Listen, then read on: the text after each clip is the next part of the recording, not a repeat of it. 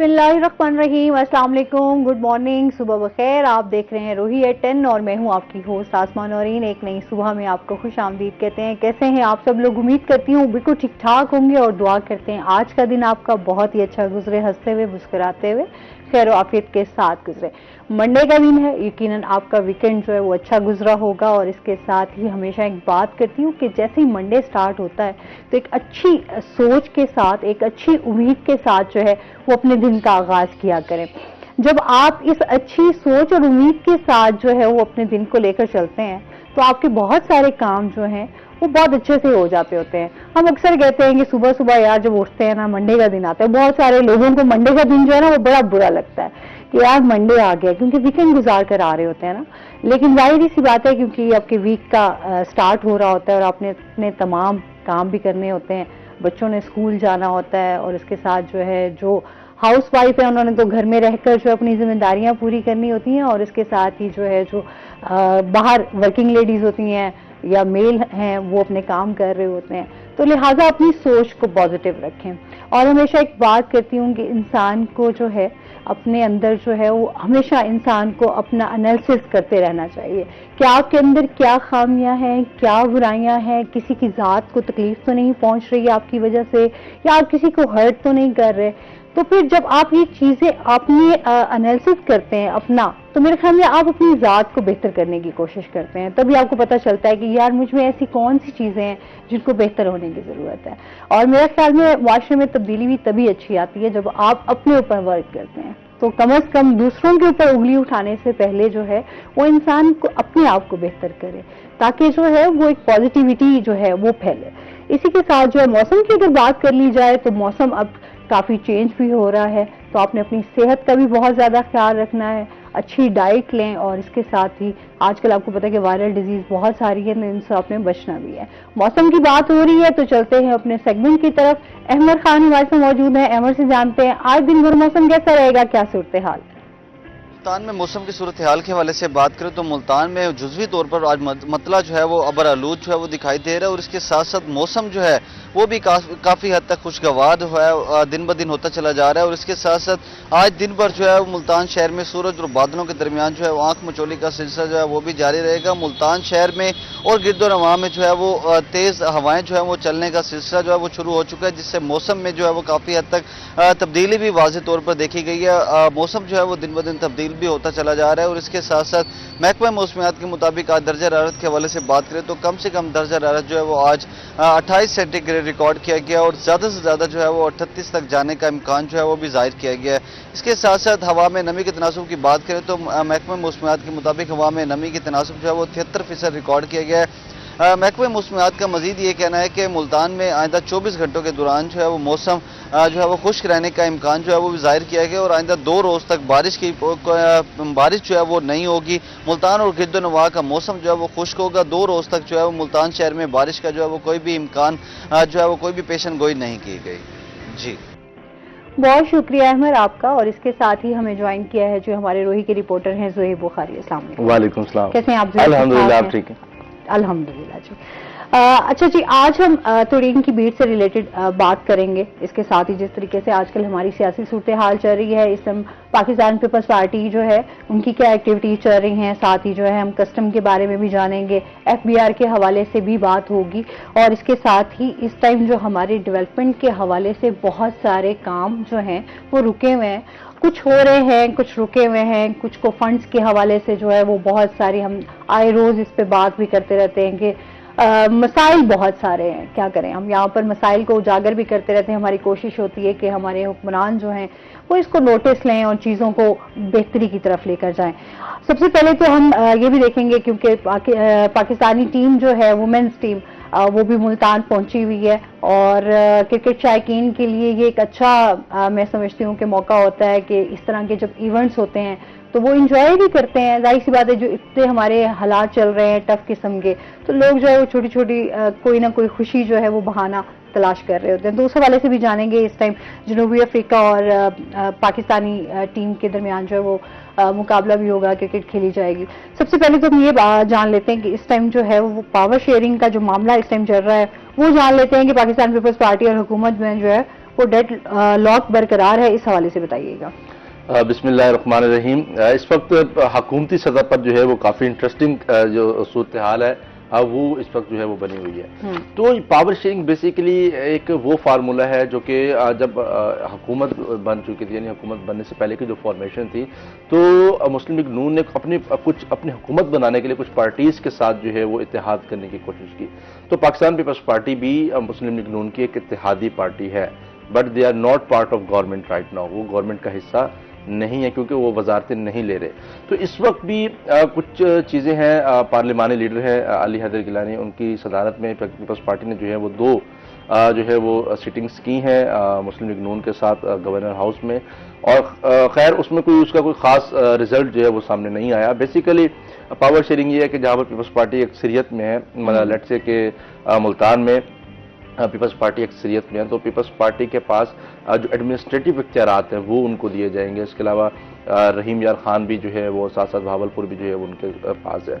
तो power sharing पर उनका डेडलॉक जो है वो अभी तक बरकरार है। जब लास्ट टाइम मैंने अली हैदर गिलानी का इंटरव्यू कंडक्ट किया तो मैंने उनसे ये पूछा कि ये पावर शेयरिंग के हवाले से क्यों अभी तक डेडलॉक जो है वो बरकरार है। तो उन्होंने ये कहा कि हमारा मकसद सिर्फ आवाम को रिलीफ देना है। मतलब उन्होंने ये बात की कि हम आवाम को रिलीफ देने के लिए ये पावर्स जो हैं वो मांग रहे हैं। इट्स मीन कि मुस्लिम लीग नून आवाम को रिलीफ नहीं दे रही। ये अली हैदर गिलानी की स्टेटमेंट है। खैर ये उनकी आपस की म्यूचुअल अंडरस्टैंडिंग या फिर कुछ और पॉलिटिकल स्टेटमेंट भी इसको हम कह सकते हैं। लेकिन खासकर उन्होंने कहा कि जनूबी पंजाब का जो सूबा है जिसकी सेक्रेटरीट की वापसी लाहौर मुंतकली है, उस पर हमारा डेडलॉक जो है वो बरकरार है, क्योंकि जनूबी पंजाब सूबे जो है वो इस वक्त अहम ज़रूरत भी है। और हम देखते हैं कि यहाँ पर जिस तरह आपने भी जिक्र किया कि बहुत से मसाइल हैं मुल्तान शहर में, खा वो सीवरेज के हवाले से हों, चाहे वो सड़कों की इंफ्रास्ट्रक्चर के हवाले से हों, चाहे वो फ्लाईओवर्स की सूरत में हो, तो बहुत से ऐसे मसाइल हैं। अब फंड्स के हवाले से भी कुछ जो फंड्स हैं वो बैक हो जाते हैं, मतलब कि आपने फंड्स अप्रूव कर दिए बजट में, उसके बाद अब फंड्स को रोल बैक कर देते हैं। तो रोल बैक पर काफ़ी शदीद तहफ़्फ़ुज़ात हैं पाकिस्तान पीपल्स पार्टी को, और पाकिस्तान पीपल्स पार्टी ये बार बार कह चुकी है कि वो उस पर प्रोटेस्ट भी जो है वो करने का इरादा जो है वो रखते हैं कि जिस तरह पावर्स को जो है सेक्रेटरीज की पावर्स को रोल बैक किया जा रहा है। मुल्तान विहाड़ी रोड उसको जो है वो उसका मंसूबा रोल बैक किया गया। इस तरह के और भी बहुत सारे फंड्स हैं जो कि रोल बैक होकर मुल्तान से लाहौर शिफ्ट करा दिए जाते हैं। तो उस पर पाकिस्तान पीपल्स पार्टी को जो है वो शदीद तहफ़्फ़ुज़ात भी हैं। तो एक अखबार में ये भी था, और मतलब कहीं ये भी हमने देखा कि यूसुफ रज़ा गिलानी साहब ने कहा कि मरियम नवाज शरीफ साहिबा कहती हैं कि जब तक आप हुकूमत का हिस्सा नहीं बनेंगे हम आपको हरगिज़ जो है वो पावर्स नहीं देंगे।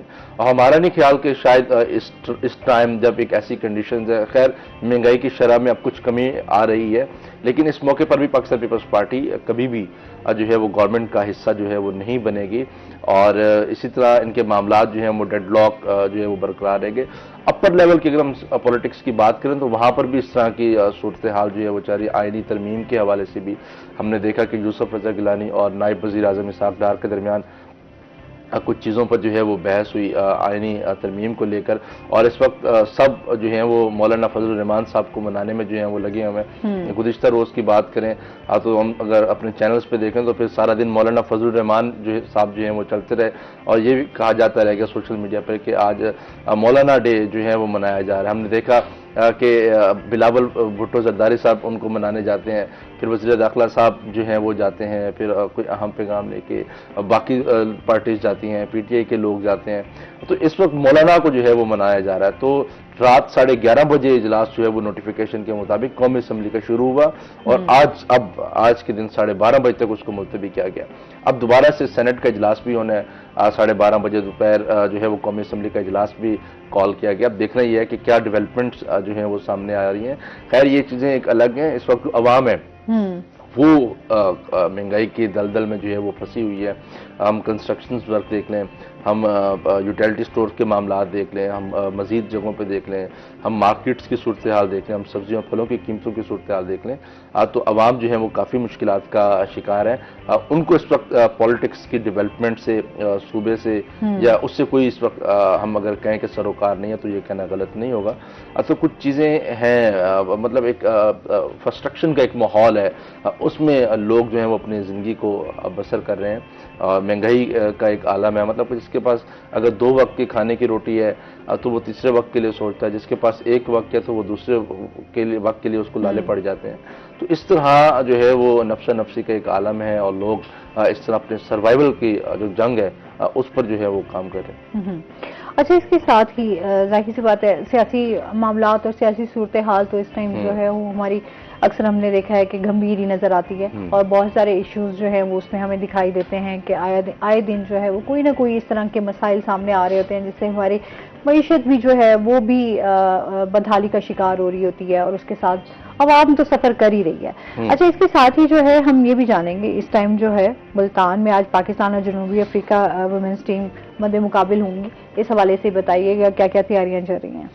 देखें, एक बड़ा मेगा इवेंट जो है वो मुल्तान में शुरू हो रहा है और मैं खुद गुज़िश्ता 3 दिन से इसको कवर कर रहा हूँ और साउथ अफ्रीका की वुमेन्स और पाकिस्तान की जो वुमेन्स टीमें हैं वो इस वक्त मुल्तान पहुंच चुकी हैं और पाकिस्तान की जो वुमेन्स टीम थी वो तो बहुत पहले ही पहुंच चुकी थी और रमादा होटल में जो है उनका स्टे भी जो है वो दोनों टीमों का है। और आज मैच है ICC T20 सीरीज़ है, मतलब कि इंटरनेशनल क्रिकेट का ये टूर्नामेंट है, सीरीज़ है।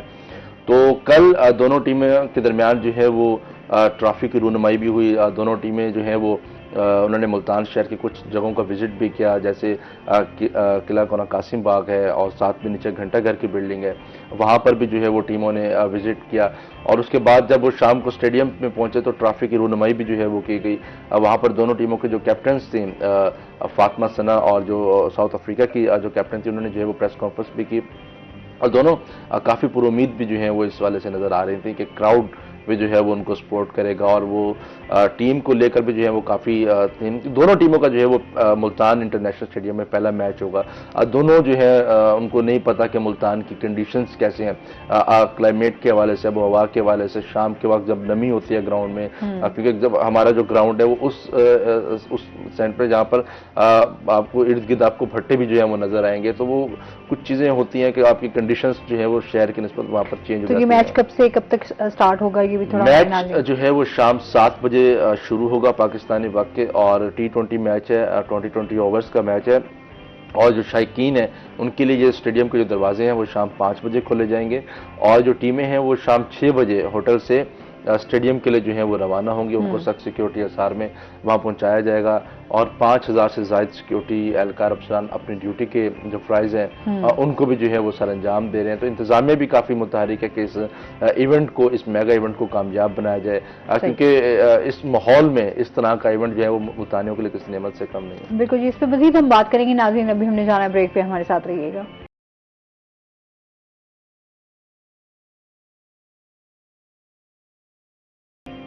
वेलकम बैक नाज़रीन। अच्छा जी, हम बात कर रहे थे इस टाइम पाकिस्तानी टीम के हवाले से और इसके साथ ही जो है हम ये भी जानते हैं कि चेयरमैन PCB मोहसिन नकवी साहब का जो है वो शायकीन क्रिकेट के लिए एक एहसन इकदाम भी है, वो भी नाज़रीन के साथ शेयर कर लेते हैं। बिल्कुल, जिस तरह हमने जिक्र किया कि इस तरह की जो सस्ती तफरी है अब वो मुल्तानियों के लिए जो है वो किसी नेमत से कम नहीं है। तो इस मौके पर चेयरमैन PCB मोहसिन नकवी साहब ने जो है वो बड़ा अहम कदम उठाया है कि जो 3 मैचेस हैं मुल्तान में, एक 16 को है, एक 18 को है, फिर एक 20 को है। अब लास्ट मैच जो है वो जुम्मे वाले दिन सुबह 10 बजे जो है वो शुरू होगा। बाकी जो मैचेस हैं वो शाम के औकात में जो है वो शुरू होंगे। अब तो तीनों मैचेस के लिए जो एंट्री है वो फ्री कर दी गई है और सिर्फ एक शर्त रखी गई है कि आप आते हुए अपने साथ शनाख्ती कार्ड की कॉपी जो है वो साथ ज़रूर लें। तो शनाख्ती कार्ड जिसके पास होगा उसी की जो है वो एंट्री जो है वो मुमकिन हो सकेगी, अदरवाइज किसी को जो है वो स्टेडियम के अंदर जो है वो दाखिल नहीं होने दिया जाएगा। तो ये एक बड़ा अच्छा इकदाम है। इससे जो मुल्तानी हैं वो अपने जो प्रस्तार हैं, जो अपने फेवरेट खिलाड़ी हैं वुमेंस के हवाले से, उनको अपने सामने जो है वो खेलता हुआ जो है वो देख सकेंगे। इसके साथ साथ जो एनवायरनमेंट है उससे जो है वो लुत्फ़अंदोज़ हो सकेंगे। तो इससे एक एडवांटेज जो होगा कि फैमिलीज एक बड़ी तादाद में जो है वो बाहर निकलेंगे। जो कि हम देखते हैं कि हमारे सराउंडिंग में कोई तफरी गाहें नहीं है, मतलब कि लाहौर या इस्लामाबाद में देख रहे हैं तफरी गाहें मौजूद नहीं है, या तफरी गाह मौजूद नहीं है, तफरी मकामात जो है वो मौजूद नहीं है। या हम देख सकते हैं कि लाहौर या इस्लामाबाद में देखते हैं कि वहाँ पर कॉन्सर्ट्स होते हैं, वहाँ पर फैमिली गालाज होते हैं, वहाँ पर ब्राइडल शोज होते हैं। तो हमारे मुल्तान में या साउथ पंजाब की किसी एरिया में इस तरह के इवेंट्स जो हैं वो नहीं होते। तो मुल्तान में जो है वो इस चीज़ से अभी तक कोई खास इवेंट जो है वो नहीं है, ना ही ऑर्गेनाइजर यहाँ पर आते हैं कोई ब्राइडल शो कर लें या कोई फैशन शो इस वाले से होते हैं, या होते भी हैं तो बहुत से लोगों को नहीं पता होता, या फिर उस पर फीस इतनी रख दी जाती है कि वो अनअफोर्डेबल होती है।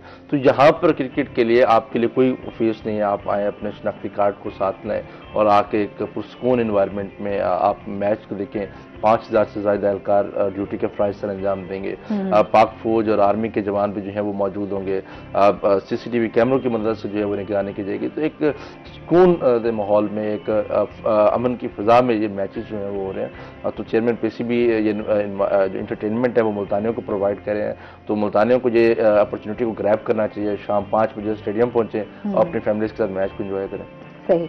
अच्छा जी, और इसके साथ ही हम बात कर लेते हैं इस टाइम जिस तरह डेवलपमेंट के हवाले से हमारी बात हो रही थी। अच्छा, ख़ास इस तरह के जब इवेंट्स होते हैं तो हमारे बहुत सारे ऐसे रोड जो टूट फूट का शिकार होते हैं वो वक्ती तौर पर उनको ठीक कर दिया जाता है, और जैसे ही वो इवेंट ख़त्म होता है उसके बाद हम देखते हैं वही रोड जो है वो मेरे ख्याल में उससे भी बदतर हालत में जो है वो हमें देखने को मिलते हैं। आए दिन कभी ना हम लोग देखते हैं कि पहले सीवरेज के हमारे कितने सारे मसाइल चल रहे हैं, और अभी तक जैसे बारिशें हुई उसके बाद भी अभी तक जो है हम उस तरीके से जो है वो चीज़ों को कवर नहीं कर सके। अभी भी बहुत सारे यहाँ पर मुल्तान के हवाले से काम होने वाला है। क्या कहेंगे इस हवाले से, शहरियों की क्या क्या मुश्किलात हैं?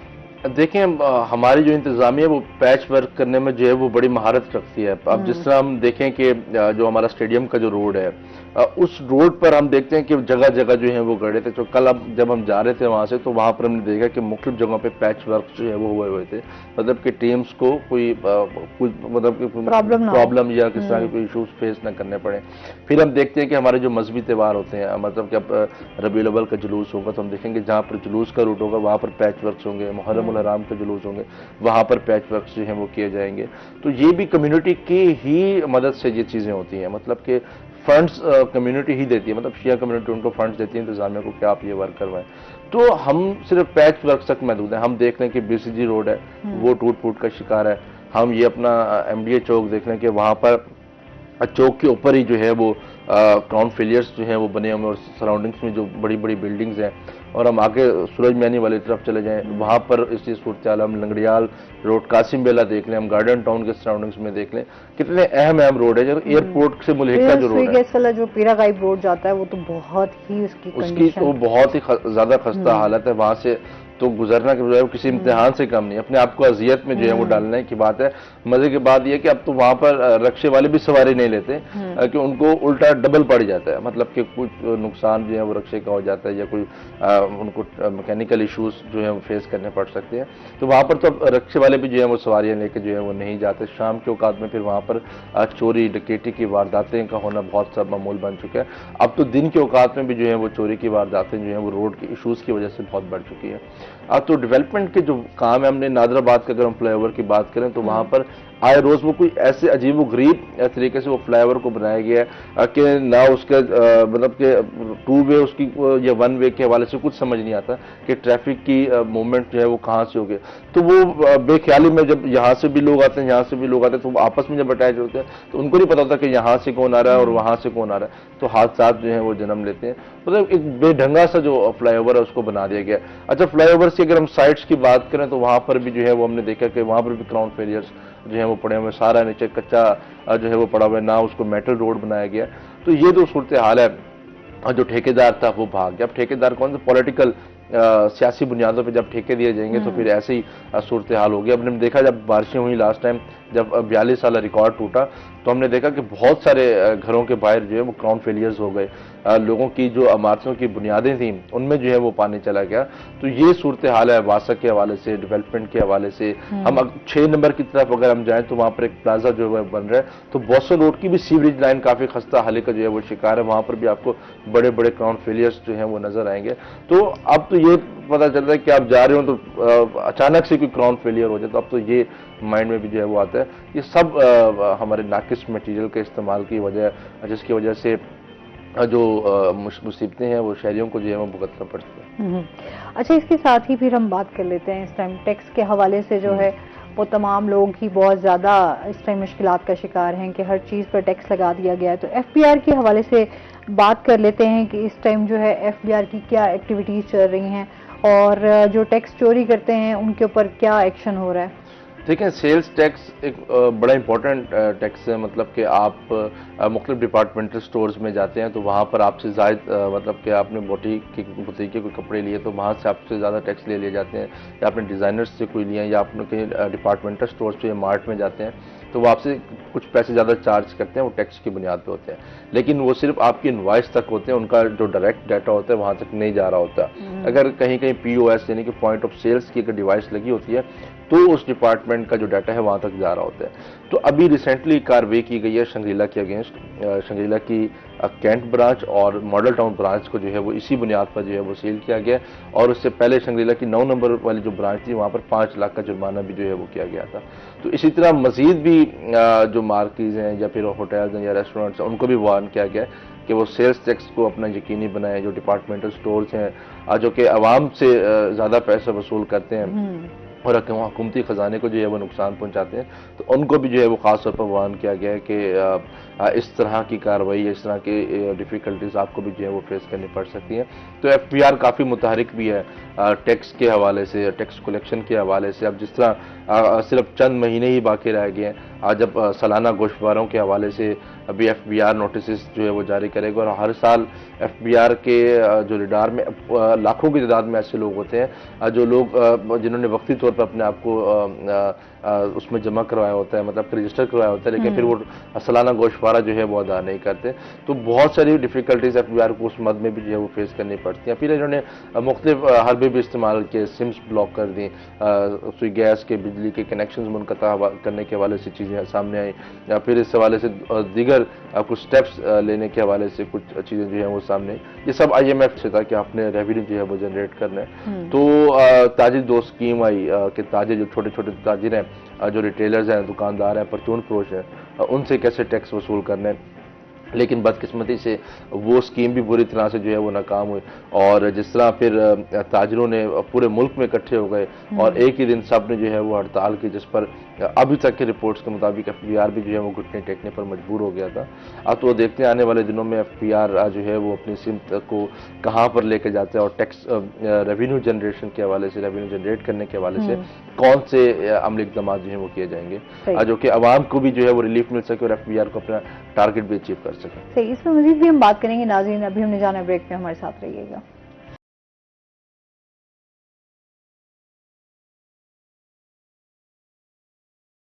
वेलकम बैक नाज़रीन। अच्छा जी, इसके साथ ही हम कस्टम के हवाले से भी बात करेंगे कि इस टाइम जो है कस्टम की तरफ से क्या क्या एक्टिविटीज़ जारी हैं, क्योंकि हमारे जितने भी इदारे हैं उन हवाले से हम उनकी कारकर्दगी पे बात करें तो इस टाइम क्या चल रही है।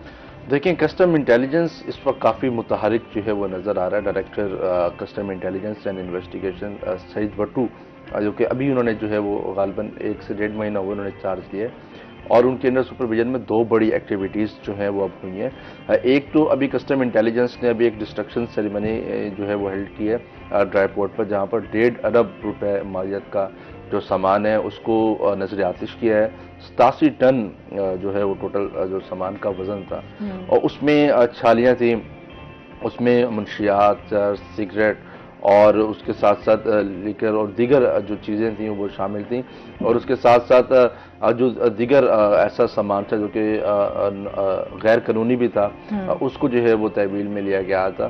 तो अभी कुछ रोज़ कबल भी कस्टम इंटेलिजेंस ने इंडस्ट्रियल स्टेट पर एक बड़ी कार्रवाई की, जहाँ से कस्टम इंटेलिजेंस ने जो है वो छालियाँ पकड़ी, इंडियन ओरिजिन जो पान का मसाला होता है वो पकड़ा, उसके साथ साथ एक गाड़ी भी जो है वो तहवील में ली। सिगरेट्स जो है वो थाना सदर के हदूद में एक कार्रवाई की गई, वो सिगरेट्स भी जो है वो तहवील में लिए गए, और उसके साथ साथ तकरीबन ये कुछ 281 मिलियन मालियत के जो सामान की कार्रवाई जो है वो गुज़िश्ता रोज़ में जो है उनकी जानिब से जो है वो की गई है। तो कस्टम जो है वो काफ़ी मुतहरिक है स्मगलिंग के हवाले से, और इस हवाले से जो एडिशनल डायरेक्टर हैं डॉक्टर मुमताज़ अली, वो भी उनकी निगरानी में जो है ये तमाम तरह कार्रवाइयाँ जो हैं वो की जा रही हैं। और अगर हम बात करें इन्फोर्समेंट के हवाले से, तो वहाँ पर भी जो नॉन कस्टम पेड जो गाड़ियाँ हैं उनके हवाले से जो है वो हिकमत अमली बनाई गई है कि जो मुल्तान शहर है उनमें अब जो है वो अब जो नॉन कस्टम पेड गाड़ियाँ हैं उनकी मूवमेंट को जो है वो खास तौर पर रोकना है। अब बहुत सारे लोग होते हैं, उन्होंने गाड़ी परचेज की, उनको नहीं पता होता कि कस्टम पेड है या नॉन कस्टम पेड है, वो उसको लग्जरी समझ के या सस्ती समझ के जो है वो परचेज कर लेते हैं। तो अब कस्टम ने भी एक डिपार्टमेंट जो है वो बनाया हुआ, बार बार वो भी कहते हैं कि आप लोग आए, अगर आपने गाड़ी परचेज करनी है तो आप कस्टम जो है डिपार्टमेंट में आए, आके अपनी गाड़ी की वेरिफिकेशन जो है वो करवाएं। क्योंकि जब कस्टम के गेट के अंदर गाड़ी चली जाती है तो उसका फिर बाहर निकलना बहुत मुश्किल हो जाता है। अच्छा, इस पे मजीद भी बात करते हैं। हमारे साथ कॉल पे जी सैयद फरहान अली मौजूद हैं जो कि माहिर माहौलियात हैं। अस्सलाम वालेकुम। जी वालेकुम सलाम। कैसे हैं आप? ठीक ठाक हैं फरहान? हेलो जी वालेकुम सलाम, कैसे हैं आप? जी ठीक है जी, ठीक अल्हम्दुलिल्लाह। आप बताएं कैसे हैं? जी, अल्लाह पाक का बड़ा बड़ा शुक्रिया। अच्छा, हम थोड़ी अपने माहौलियात की बात कर लेते हैं। इस टाइम बहुत चेंजिंग्स हमें देखने को आ रही हैं। थोड़ा ओजोन की तह के हवाले से बात कर लेते हैं। इस टाइम वो क्या है और इसके हवाले से भी हमें बताइएगा कि हम इस हवाले से क्या एहतियाती तदबीर इख्तियार कर सकते हैं। जी बिल्कुल, वुड लव टू शेयर। देखें, ओजोन जो है वो हमारे इस अर्थ के लिए, हम ये नहीं कहेंगे किसी रीजन के लिए, किसी सिटी के लिए, किसी इलाके के, बल्कि पूरी अर्थ के लिए एक दोस्त है, एक शील्ड है। तो अल्लाह पाक ने हमारे लिए बनाई है, हमें उन रेस से बचाने के लिए जो कि सन है। इसको ये कहते हैं कि ये रिड्यूस करती है रेडिएशन को, जो कि डायरेक्टली सन की तरफ से आती है। इसमें रेडिएटिव ऐसी रेस हमारे फसलों के लिए। फरहान, आपकी आवाज ब्रेक हो रही है। जी, मेरी आवाज आ रही है? क्लियर आवाज नहीं आ रही आपकी। जी जी, अब बोलें। जी प्लीज। तो इसमें देखें, ओजोन जो है इसके बेनिफिट्स बहुत है कि ये कैंसर प्रोटेक्शन जो है इससे होती है, एनवायरमेंटल और इकोसिस्टम की ये दोस्त है। ठीक है, एनवायरमेंट की ये दोस्त है, इकोसिस्टम की ये दोस्त है, और वो उसको प्रोटेक्ट करती है। हेलो, ये अर्थ को जो है वो डिस्टर्ब करते हैं। ठीक है। अब देखिए, ये जो आज का बनाया जा रहा है इसको 1987 में वो सारे मादे को डिस्ट्रॉय कर जो ओजोन की लेयर को कहते हैं उन सारे मादों को खत्म करने के लिए ये एक वायदा तय पाया, जिसे मॉनिटरी प्रोटोकॉल कहते हैं। 1987 में ये जो है ना, ये यूनाइटेड नेशन जनरल असेंबली ने इसको नाफिज किया था। इस प्रोटोकॉल के बाद जो है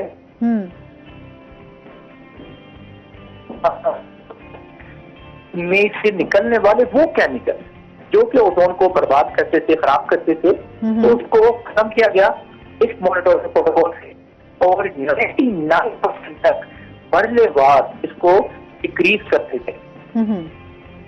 इसके बाद जो है 1990 में से 2010 135 बिलियन कार्बन डाइऑक्साइड को रोक लिया गया और इसमें अच्छा किरदार अदा किया गया। सही। Am I audible? जी जी। अच्छा, मुझे ये बताएं, जिस तरीके से अब मौसमियाती तब्दीलियां हो रही हैं, क्लाइमेट चेंज हो रहा है, तो उस हवाले से भी बताइएगा ये हमें कितना फायदा देगी।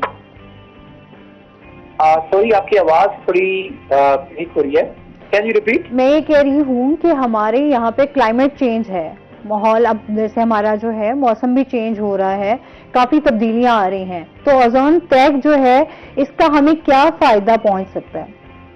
जी बिल्कुल। देखिए, हमारे हम देख रहे हैं कि जो टेम्परेचर है वो कितना बदल गया है। जो मौसम है हमारा, पाकिस्तान की बात करें या दूसरे हमारे कंट्रीज की बात करें, वो दिन ब दिन जो है वो इसकी जो तब्दीली है उसमें ज्यादा इजाफा हमें नजर आ रहा है। हम ये देख रहे हैं जो ओजोन की कैसे तबाही कर रही है, मौसमों के इस तरह बदलना, टेम्परेचर का इंक्रीज होना। तो ओजोन जो है बेसिकली हमें, जब रेज हमारे ट्रोपोस्फीयर से गुजरती है तो एक शील्ड है जो कि बेसिकली प्रोटेक्ट कर रही होती है। ठीक है। तो जो रेज है जो हमारी अर्थ के लिए जरूरी है वो तो हमारी जमीन ऑब्जर्व कर लेती है। ठीक है। जाना होता है ओजोन से। असल बेसिकली हम ये समझते हैं कि ओजोन है क्या और ओजोन होल क्या होता है, ये कब क्रिएट होता है। ओजोन होल से बड़ा ये नहीं कि किसी ओजोन पे कोई शगाफ पड़ गया, बल्कि ओजोन की उस जगह पे डेंसिटी कम हो गई, उसकी कसाफत में कमी आ गई, और वो आती है हम जो यूज करते हैं क्लोरीन, बोरोसिन, जो कि बहुत सारे ऐसे मटेरियल्स हैं जिससे रिएक्शन करके ओजोन जो है उसकी जो लेयर है वो डिस्ट्रॉय हो जाती है। आलमी लेवल पे बहुत सारी ऐसी कन्वेंशन हो चुकी हैं, जैसे वियना कन्वेंशन है, किगाली एग्रीमेंट है, ठीक है, तो बहुत सारे एक्ट आए हैं जिससे इसको डिक्रीज करने में कोशिश, जब तक हमारे लिए इफेक्टिव है तब जब तक वो सलामत है, लेकिन जैसे जैसे हमारी ह्यूमन एक्टिविटी। हेलो, बहुत शुक्रिया। आपकी असल पे आवाज़ जो है वो उस तरीके से क्लियर आ नहीं रही, जिसकी वजह से हम लोग जो है उसको मुकम्मल तौर पे जो है वो एक्सप्लेन नहीं कर पा रहे। अच्छा, इसके साथ ही जिस तरीके से हम गसारे के हवाले से बात कर रहे हैं, फिर दीगर जिस तरीके से यहाँ पे गाड़ियों के हवाले से हम देखते हैं कि बहुत सारे मामला आते हैं, तो इस हवाले से अवेयरनेस उनकी क्या चल रही है, क्या उनके प्रोग्राम चल रहे हैं? क्योंकि हमारे यहाँ तमाम चीजें तो चल ही रही हैं। बिल्कुल, मतलब ये तो हम नहीं कह सकते कि यहाँ पर करप्शन बिल्कुल ही खत्म हो गई है या फिर नॉन कस्टम पेड गाड़ियां चल ही नहीं रही, तो चल तो रही हैं। लेकिन चल तो रही हैं। अगर ये ना चलें तो फिर ये डिपार्टमेंट क्यों बनेंगे? तो ये डिपार्टमेंट, अगर ये चीज़ें नहीं होंगी तो ये डिपार्टमेंट्स काम कहाँ से करेंगे? तो ये चीज़ें हैं, मतलब कि अगर चोर चोरी नहीं करेगा तो फिर पुलिस स्टेशन जो है वो क्यों कायम रहेंगे, तो ये महकमा क्यों रहेगा? तो ये चीज़ें जो हैं वो चलती रहती हैं। मतलब कि ये सोशल क्राइम और ये क्राइम कभी ख़त्म नहीं हो सकता, यानी कि माशरती बुराई, और आप इसको कभी भी ख़त्म जो है वो नहीं कर सकते। खैर, तो इस हवाले से कस्टम्स ने काफ़ी इस चीज़ पर जो है वो एक्शन भी लिया है कि जो नॉन कस्टम पेड जो गाड़ियाँ चल रही हैं, हम देखते हैं कि आप किसी वडेरे के घर चले जाएं तो आपको लाजमी कोई ना कोई ऐसी गाड़ी नजर आएगी। आप कोई किसी सियासी या किसी जागीरदार का कोई प्रोटोकॉल देखें तो वहाँ पर भी आपको ऐसी गाड़ियाँ जो हैं वो ज़रूर नज़र आएंगी। तो इदारों को उस पर भी जो है वो एक्शन जो है वो लेना चाहिए, ना कि किसी गरीब को जो है वो नुकसान किया जाए या उसकी किसी ड्राइवर को पकड़ के साथ कोप करके गाड़ी जो है वो आप अंदर बंद कर दीजिए। फिर ऐसे डिपार्टमेंट्स को पॉलिटिकल प्रेशर भी बड़ा जो है वो फेस करना पड़ता है। अच्छा, इससे मजीद जानते हैं नाज़रीन, अभी हमने जाना है ब्रेक पे, हमारे साथ रहिए।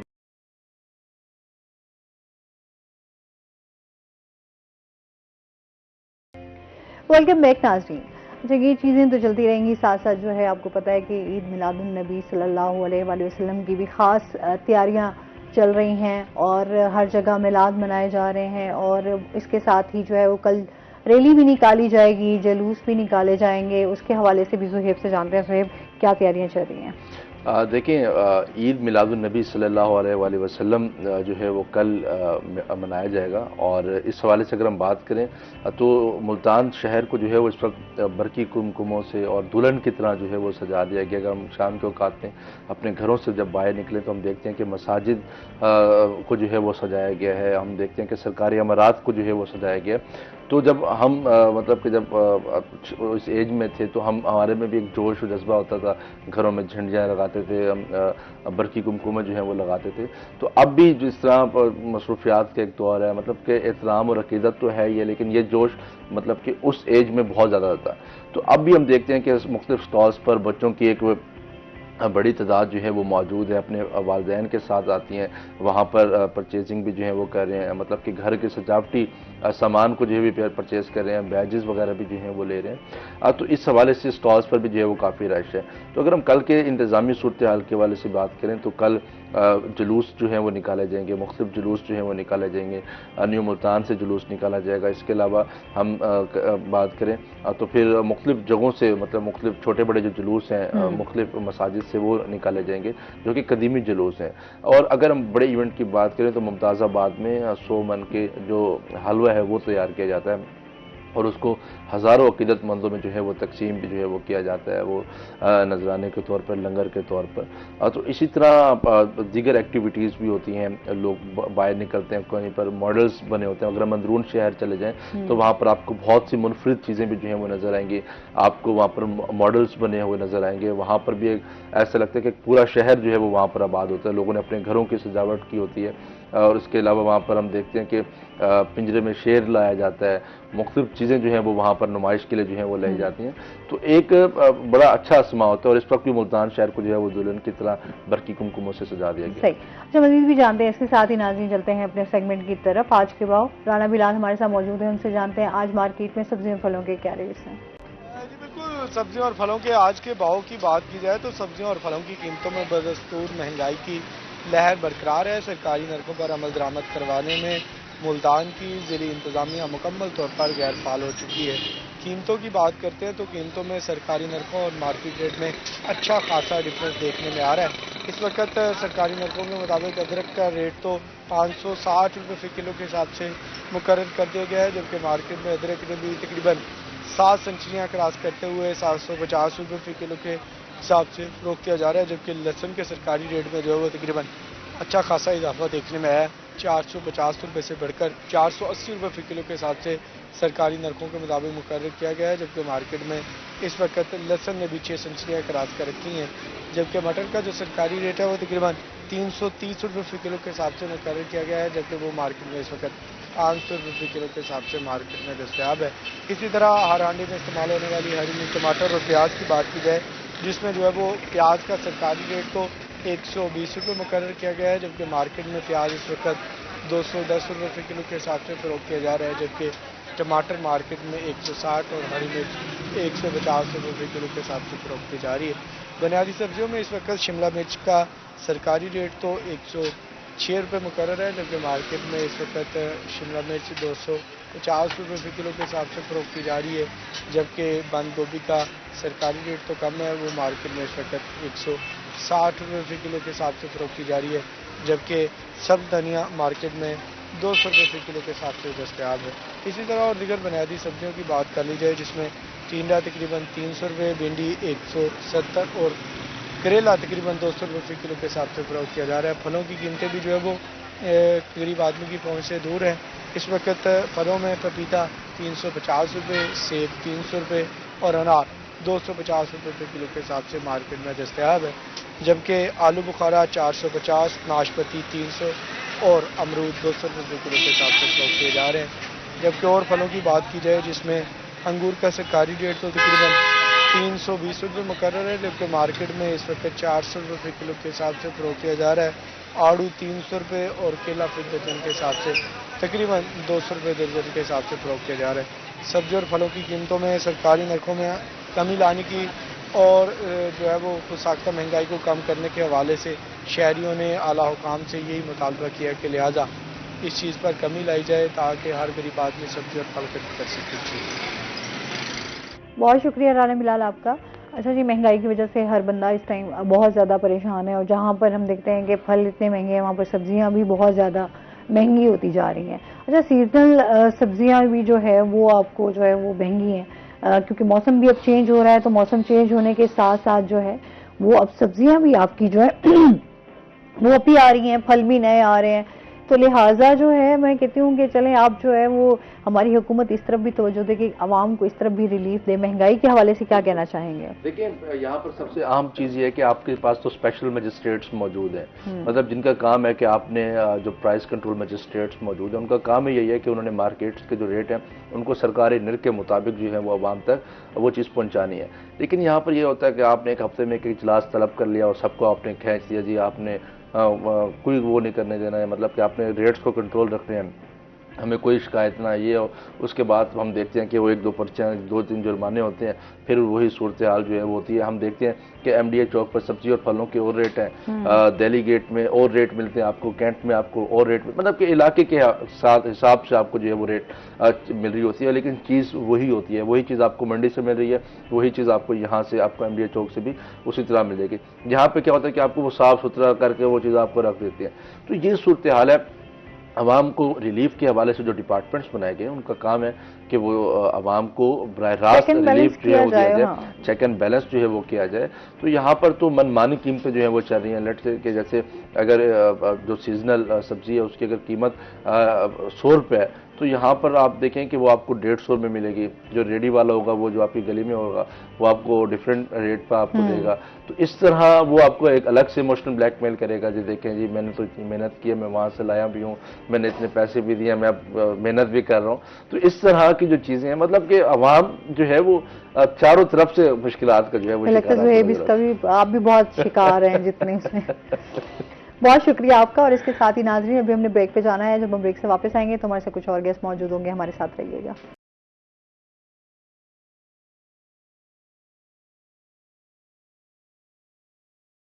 बिस्मिल्लाहिर्रहमानिर्रहीम, अस्सलाम वालेकुम, गुड मॉर्निंग, सुबह खैर। आप देख रहे हैं रूही एट 10 और मैं हूं आपकी होस्ट आसमा नौरीन। एक नई सुबह में आपको खुश आमदीद कहते हैं। और इसके साथ ही कैसे हैं आप सब लोग, उम्मीद करती हूँ बिल्कुल ठीक ठाक होंगे। जिन्होंने अभी हमें ज्वाइन किया है जी, आपको बता दें कि हमारे साथ गेस्ट मौजूद हैं, उनका तारुफ करवा देती हूँ।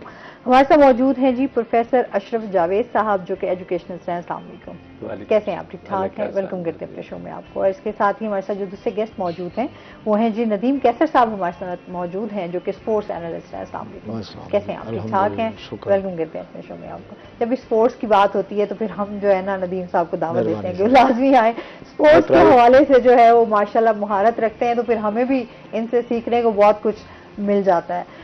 अच्छा जी, आज जिस तरीके से आपको पता है कि इस टाइम जो है खवातीन क्रिकेट का मेला सजने जा रहा है स्टेडियम ग्राउंड में, और मेरे ख्याल में जितने भी क्रिकेट शायकीन हैं वो वहाँ पर पहुँचेंगे और इस क्रिकेट को एंजॉय करेंगे, क्योंकि वुमेंस टीम खेलने जा रही है।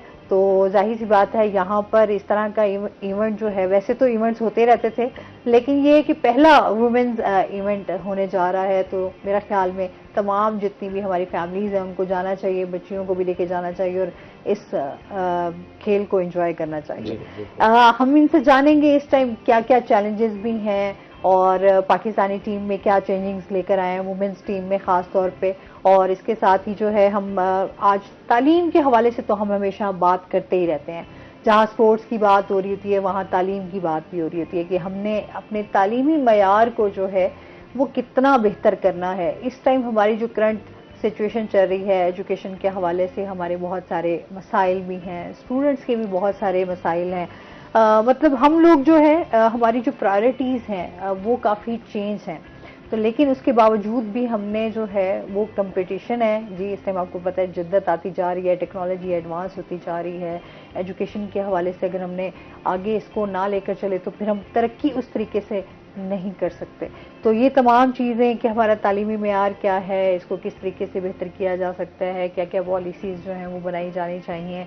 और सबसे पहले तो हम इस टाइम बात कर लेते हैं कि जिस तरह से हम बाहर के ममालिक की हमेशा मिसाल देते हैं और हमारे कितने नौजवान जो हैं वो यहाँ से हमेशा शिफ्ट होते हैं, बाहर जाने की ही कोशिश में लगे रहते हैं। ऐसे ही है जी कि लोग ये चाहते हैं कि अच्छा बाहर हम अपनी एजुकेशन भी कंप्लीट कर लें, हमारा एक अच्छा फ्यूचर भी बन जाए, और हमें जो मसाइल यहाँ पर देखने पड़ते हैं वो वहाँ नहीं होंगे। इस हवाले से आप क्या कहना चाहेंगे कि हमारे यहाँ जो है पाकिस्तानी जो एक तालीमी मयार है, जो एक तालीमी निज़ाम चल रहा है, उसके बारे में आप क्या कहेंगे? सबसे जो अहम बात है तालीम के हवाले से वो टीचर्स के बारे में है कि टीचर्स को अगर आप कोई ऐसा माहौल देंगे जिसमें रेस्ट का टाइम हो, गैप हो उनके लेक्चर्स के दरमियान में, तो ये सबसे ज़रूरी है तालीमी मेयार को बेहतर बनाने के लिए कि आप एक टीचर को अगर 5 लेक्चर्स देते हैं पर डे, तो 2 लेक्चर्स के बाद या 3 लेक्चर्स के बाद वक्फा होना चाहिए, वो कोई रिफ्रेशमेंट के लिए, क्योंकि वो इंसान है, चाय बिस्किट कुछ भी, तो एनर्जी उसकी बेहतर हो और वो अगले लेक्चर के लिए तैयार हो। एक तो ये बहुत ज़रूरी है। दूसरा ये है कि हमारे यहाँ जो गवर्नमेंट सेक्टर है वहाँ ये जो ट्रांसफ़र्स होते हैं लोगों के, और उसके बाद खाली सीटों पे लोगों ने आना होता है, सीटें कन्वर्ट हो जाती हैं, ये बहुत बड़ा मसला है। जब सीटें कन्वर्ट होती हैं तो जिस सब्जेक्ट की सीट पे बंदा था चला गया, दूसरा कोई और बंदा किसी और सब्जेक्ट का कन्वर्ट करा के आ जाता है। इसमें मसला ये पैदा होता है कि वहाँ उस सब्जेक्ट का बंदा जो है वो सीट खाली हो जाती है जो पढ़ा रहा था, उससे टीचर्स कम हो जाते हैं। ऐसे अगर 4 टीचर्स हैं, 2 ट्रांसफर्ड हो गए, 2 कन्वर्ट हो के प्रोजेक्ट केमिस्ट्री किसी और सब्जेक्ट में वहाँ पहुँच गए, तो वहाँ 2 टीचर्स बच जाएंगे। तो नौजवान जो है वो मसाइल का शिकार है, तलबा या तालबात BS में ख़ास तौर पर, जब फैकल्टी पूरी नहीं होती तो साफ ज़ाहिर है कि वहाँ तालीम अधूरी हो जाती है, रह जाती है।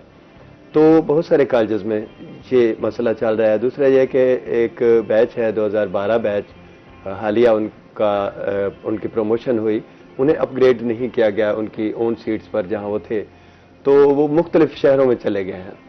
ऐसा करने से भी सीटें जो थीं और चल रहा था जो बेहतर निज़ाम, वो डिस्टर्ब हुआ है बहुत ज़्यादा।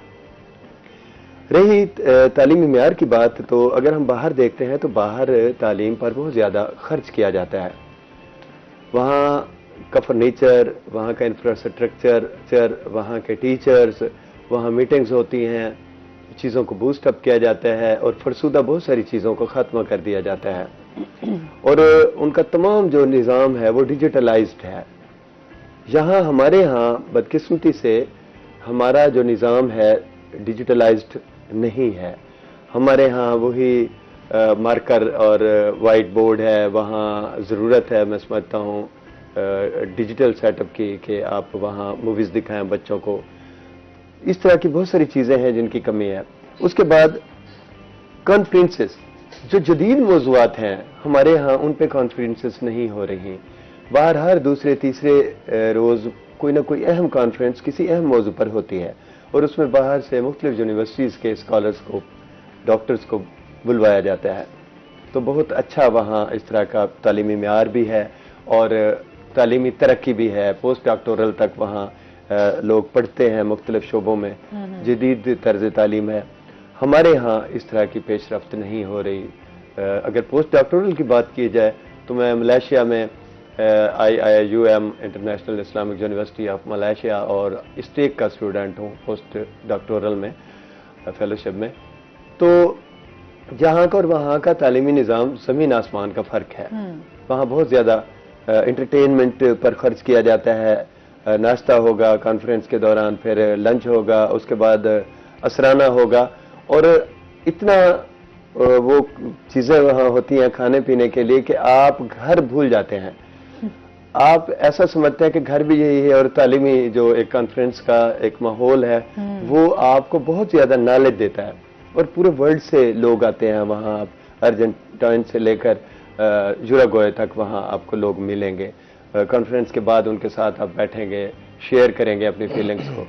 तो पाकिस्तान में मैं चाहता हूँ कि यहाँ अगर गवर्नमेंट खर्च करे, बहुत ज़्यादा पैसे अगर इन्वेस्ट करे, कॉलेजेस में बहुत ज़्यादा ज़रूरत है, यूनिवर्सिटी में तो बहुत ज़्यादा फंड्स हैं ऑलरेडी, कॉलेजेस में अगर ये किया जाता है तो फ़ायदा होगा। दूसरा, हमारे यहाँ जो कॉलेजेस को यूनिवर्सिटियाँ बनाने का रुझान है, तो थोड़े थोड़े इलाकों में छोटे रकबों पर जब आप ऑलरेडी एक कॉलेज मौजूद है उसको यूनिवर्सिटी बना रहे हैं तो वो यूनिवर्सिटी का जो इंफ्रास्ट्रक्चर है उसमें ढल नहीं पाएगा, बोझ नहीं उठा पाएगा इतना ज़्यादा, तो मुश्किल का शिकार हो जाएगा। सही। अच्छा मजीद भी आपसे जानते हैं, इसके साथ ही जो है खेलों के हवाले से सर से बात कर लेते हैं। सर क्या कहना चाहेंगे? जी, आज के हवाले से अगर बात करें तो इम्पोर्टेंट दिन है मुल्तान के हवाले से भी और क्रिकेट, विमेन क्रिकेट, और दूसरा ये कि आज एशिया में एशियन चैम्पियनशिप में पाकिस्तान सेमीफाइनल भी खेलने जा रहा है चाइना के साथ और चाइना को वो पहले मैच में हरा चुका है 5-1 से।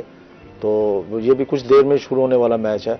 तो इस वाले से भी एक अगर थोड़ा सा अगर टाइम बताएं तो मैं बात कर सकता हूँ। टाइम है बिल्कुल आपके। अच्छा, दूसरा ये कि इसमें जो है पाकिस्तान इस वक्त इस मैच में, इस इवेंट में जिस अंदाज में नजर आया है तो बहुत पहले अगर जाएं तो 90s के दौर में, वो भी वर्ल्ड कप से पहले तक की जो टीम थी वही हमें इसमें गैरअप नजर आ रहा है। और अगरचे बाद में 2000 के बाद भी दो तीन मरतबा ऐसा हुआ है कि पाकिस्तान ने भले टीम जीती भी है और फाइनल भी खेली है, लेकिन ये जो टीम है इसमें बहुत जान नज़र आ रही है।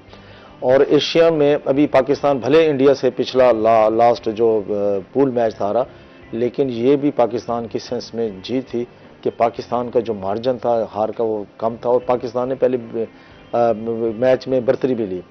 तो इस हवाले से आज पाकिस्तान के लिए खुशी का दिन साबित हो सकता है और पाकिस्तान को एक नफसाती बर्तरी हासिल होगी चाइना पर। और अगर वही टेम्पो रह गया और जो पूरे इवेंट में टेम्पो पाकिस्तान का बना है, इंशाल्लाह पाकिस्तानी टीम आज फाइनल में इजीली पहुंच जाएगी। और दूसरे मैच में सेमीफाइनल में कोरिया और इंडिया उसमें हार्ड फेवरेट है, तो इवेंट का भी हार्ड फेवरेट है और अब तक अनबीटन है, तो उसका चांस ज़्यादा है। और दिफाई चैंपियन भी इंडिया है, तो इसलिए उसको उसके लिए जाना बेहतरी ज़्यादा चांसेस हैं। और टूर्नामेंट में वो बहुत आउट क्लास खेला है। कोरिया को पहले भी इस मैच में, इससे पहले मैच में वो जो लीग मैच था 3-1 से हरा चुका है। तो ये तो होगी इसके हवाले से बात। दूसरा, अगर आज मुल्तान, अहलियान मुल्तान जनूबी पंजाब के हवाले से बात की जाए, यहाँ पर पहली मरतबा इंटरनेशनल वीमेंस के हवाले से टीमों के दरमियान में मैचेस होने जा रहे हैं। मुल्तान स्टेडियम वही दिलकश तरीन और उसकी दिलकशी जिसने पूरी दुनिया को मोह रखा है। पहली मरतबा अफ्रीका की खिलाड़ी यहाँ पर आई हैं और उन्होंने बहुत अप्रिशिएट किया है ग्राउंड को भी और माहौल को। हालांकि आपको पता है कि जो वहाँ तक जाने का रास्ता काफ़ी लेंथी है, लेकिन उसके बावजूद जब स्टेडियम के अंदर जाते हैं तो वो कहते हैं कि थकान उतर जाती है।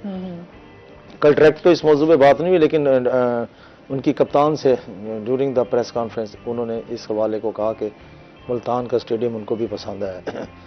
तो वैसे ये है कि जो भी आता है मुल्तान स्टेडियम की तारीफ जो है वो हमेशा से हमने हमेशा से होती है। दूसरा ये कि इस मैच में जो अहम चीज़ें हैं वो ये है कि ये दोनों जो टीमें खेलने जा रही हैं, ये है वर्ल्ड कप जो T20 होने जा रहा है दुबई में, उससे पहले दोनों टीमों की आखिरी सीरीज है। दोनों ने फिर फ्लाई करना है, फ्लाई टू अपना दुबई। पाकिस्तान टीम गालबन की जो यहाँ से लाहौर से फिर इन्होंने वहाँ फ्लाई करना है, और अफ्रीका की टीम अगले ही रोज़ यहाँ से चली जाएगी। अब तक 3 मैचेज हैं। आज पहला मैच है, कल वक्फा है, और परसों 18 को फिर 20 को। आज और परसों वाला मैच ये शुरू होगा 7 बजे और 6:30 बजे टॉस का टाइम बताया गया है, और जो फ्राइडे को 20 को आखिरी मैच होना है वो सुबह 10 बजे होगा। 9:30 बजे टॉस टाइम होगा। तो मैच के हवाले से अगर दूसरी बातें की जाए कि सिक्योरिटी के हवाले से, सिक्योरिटी को वही फुल प्रूफ सिस्टम बनाया गया है जैसा कि पहले कोई भी इंटरनेशनल टीमें यहाँ पर आती रह गई। PSL के हवाले से भी उसमें जब इंटरनेशनल क्रिकेटर आते हैं उसमें किसी किस्म की भी इन्होंने रिलैक्सेशन नहीं दी। लेकिन यह है कि ग्राउंड के अंदर जाने के लिए जो अहम चीज़ है वो यह है कि इन्होंने दाखिला फ्री कर दिया। हाँ। और आप देखें कि आज का जो दिन है 2 छुट्टियों के दरमियान सैंडविच डे है और वीकेंड है, समझ लें। जैसे कल हजूर सल्लल्लाहु अलैहि वसल्लम के हवाले से छुट्टी का दिन है, तो आज बड़ा बेहतरीन दिन है कि लोगों एंजॉय करें। नहीं है। हमने आना है। काम बढ़ जाता है। मीडिया का तो काम बढ़ जाता है। तो वो ये है कि एक फैमिलीज के लिए बड़ा अच्छा मौका है, और यकीनन आएंगी और ख्वातीन को पहली दफ़ा खेलता हुआ देखेंगी। इसमें कल जो सना फातिमा है उनसे कप्तान से बात हो रही थी, शी वॉज मच हैप्पी कि उन्हें पहले जो है ना यहाँ पर आकर खेलने का मौका मिल गया और प्रैक्टिस मैचेस किए। उससे पहले भी वो बेशतर प्लेयर्स ऐसी थी जो यहाँ पर कैंप कर चुकी हैं, और चूंकि पाकिस्तान की टीम अर्ली आ गई थी इसलिए उन्होंने यहाँ के माहौल के साथ एडजस्ट भी हो चुके हैं, कम्बिनेशन भी हो चुका है। और दूसरा है कि अभी जो एशिया कप अभी वो खेल के आई हैं वीमेंस का श्रीलंका में, उसमें पाकिस्तान की टीम की कारकर्दगी बहुत अच्छी थी। भले वो ट्रॉफी के लिए क्वालिफाई ना कर सकी, लेकिन बहरहाल पाकिस्तान की जो ओवरऑल प्रैक्टिस थी वो टीम की जो कारकर्दगी ज़बरदस्त थी। खासकर एक मुल्तान से प्लेयर हैं गुल फरोजा, उन्होंने मुनीब अली के साथ मिलकर 2 सेंचुरी पार्टनरशिप की, ओपनिंग की। ये ऐसा मामला 10 साल के बाद ऐसा हुआ है कि पाकिस्तान ने ओपनर्स ने सेंचुरी पार्टनरशिप की है।